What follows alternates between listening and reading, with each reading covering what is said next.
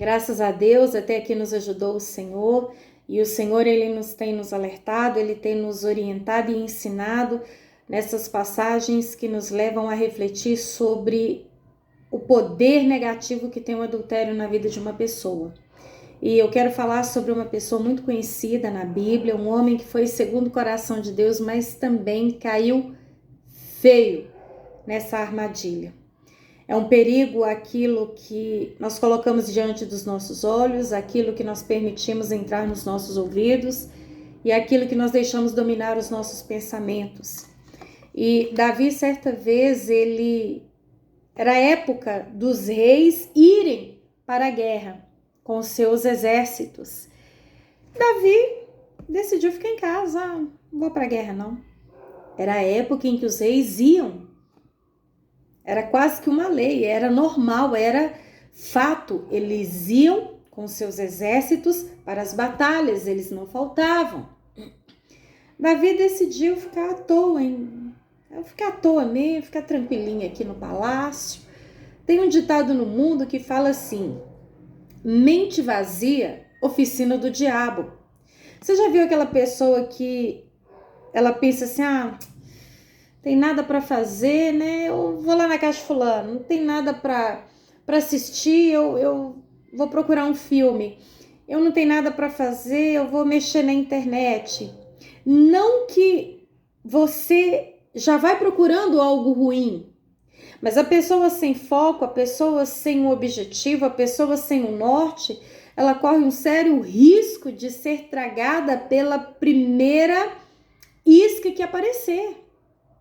E aqui no livro de 2 Samuel, capítulo 11, a palavra fala que uma tarde Davi se levantou da cama e foi passear à toa no terraço do seu palácio, enquanto o exército dele estava guerreando lá sem a presença dele. E então, de repente, do terraço, ele viu uma mulher muito bonita tomando banho. Olha o que Davi foi ver. Em plena época que ele tinha que estar na guerra. Ele estava sem o foco, ele ficou no palácio à toa, para nada. Olha só, o inimigo, ele é mestre para criar situações quando a pessoa está sem foco, está à deriva. E então logo ele mandou procurar saber quem era essa mulher. E então disseram-lhe, é Batseba, filha de Eliã, ela é mulher de Urias, o hitita. O que Davi tinha que ter feito naquele momento? Opa, ela é casada? Deixa quieto, deixa ela lá com o marido dela. Mas não, Davi já tinha mulheres, tinha concubinas. E então a palavra fala que Davi mandou que a trouxessem. O rei, mandou. E então a trouxeram e ele se deitou com ela. E ela havia acabado de se purificar do período menstrual. E depois ela voltou-se para casa e a mulher engravidou e mandou um recado a Davi dizendo que estava grávida. E Davi ficou doido, ficou apavorado. E agora? E ele preparou uma trama terrível, um golpe baixíssimo. Ele ordenou que trouxesse o marido dela da guerra e forçou uma situação para que ela se deitasse com ele e forjasse que aquela gravidez era dele. Mas aquele homem era tão fiel ao rei, tão fiel a Deus, que ele não se deitou com a sua mulher. Ele achou um absurdo. Enquanto os companheiros estavam lá morrendo na guerra, ele estaria deitando em prazeres e delícias com a sua mulher? Ele deitou-se do lado de fora da casa dele, ele não dormiu com a sua mulher. E Davi, forçando a situação, ainda conversou com ele, falando com ele que ele aproveitasse, que ele tivesse aquele tempo de descanso, de refrigério com a sua mulher. E ele não aceitou de forma alguma tamanha fidelidade de Urias. E o Senhor, vendo aquela situação, o Senhor na dele, porque Deus vê o pecado, queridos. Deus vê o pecador e ele fica na dele só para ver até onde a pessoa vai.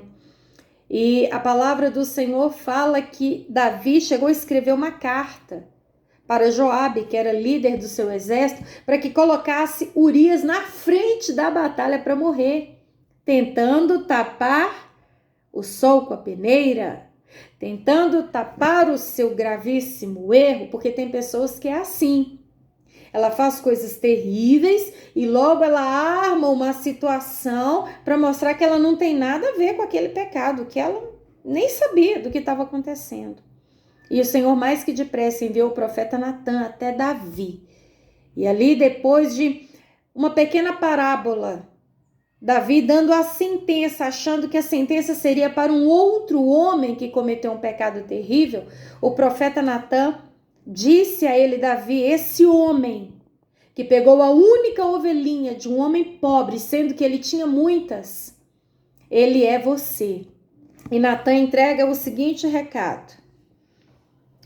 Assim diz o Senhor, o Deus de Israel: Davi, eu te ungi rei de Israel, eu o livrei das mãos de Saul, eu lhe dei as mulheres e a casa do seu senhor, eu lhe dei as nações de Israel e de Judá, e se isso tudo não fosse suficiente, eu teria lhe dado muito mais. Por que você desprezou a palavra do Senhor, fazendo o que ele reprova? Você matou Urias com a espada dos amonitas e ficou com a mulher dele. Por isso a espada nunca se afastará da sua família, porque você me desprezou, diz o Senhor, e tomou a mulher de Urias, o hitita, para ser a sua mulher. E assim diz o Senhor, de sua própria família trarei desgraça sobre você. Tomarei as suas mulheres diante dos seus próprios olhos e as darei a outro, e ele se deitará com elas em plena luz do dia.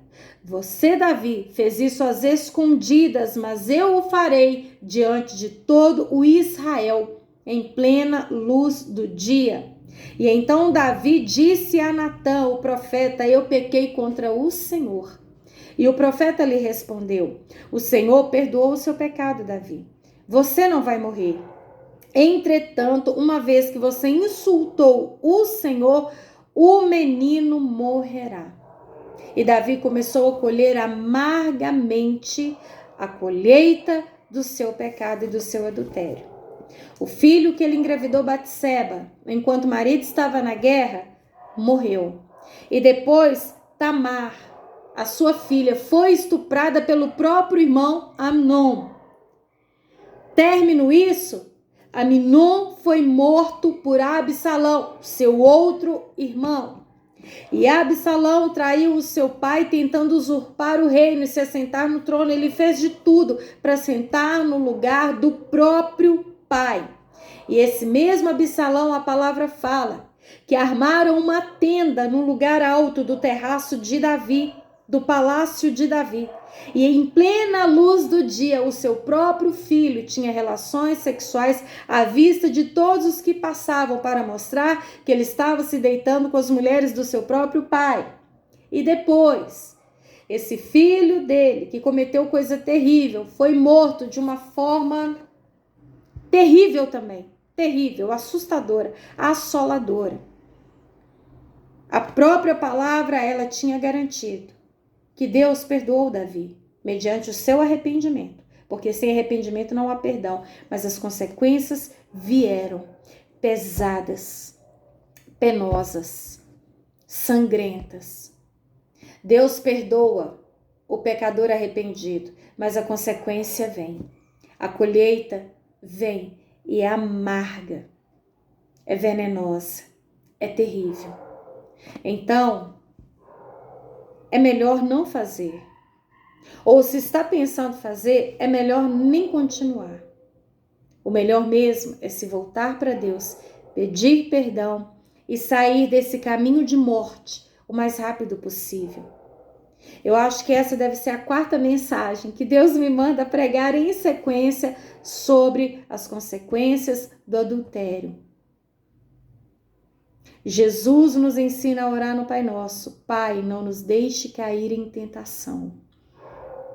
Através dessa mensagem eu tenho certeza absoluta que o Senhor está mandando um recado para alguém. Aquele que tem ouvidos, ouça o que o Espírito Santo me motiva a dizer. Fique ligado. Abra os seus ouvidos enquanto é tempo.